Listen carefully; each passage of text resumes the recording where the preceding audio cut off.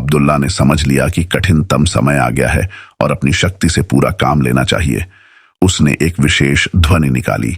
तुरंत ही एक जिन्न प्रकट हो गया। उसके 4 हाथ थे और सबों में पंखे लगे थे। उसका नाम बर्क था। उसने आते ही कहा, स्वामी, क्या आज्ञा है?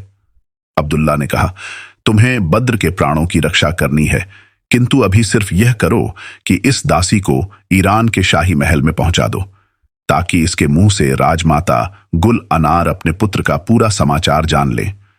जिन्न ने तुरंत ही उस दासी को ईरान के राजमहल की छत पर पहुंचा दिया।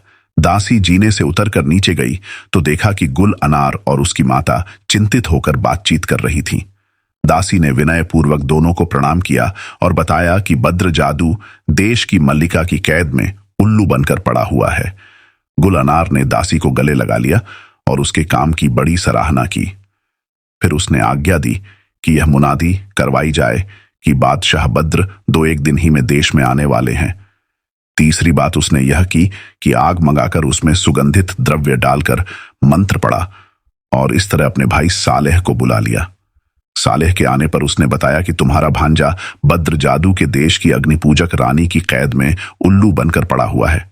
सालेह ने अपनी समुद्री सेना को तुरंत जादू के देश में पहुंचने का आदेश दिया और कहा कि मैं भी वहां शीघ्र आ रहा हूं।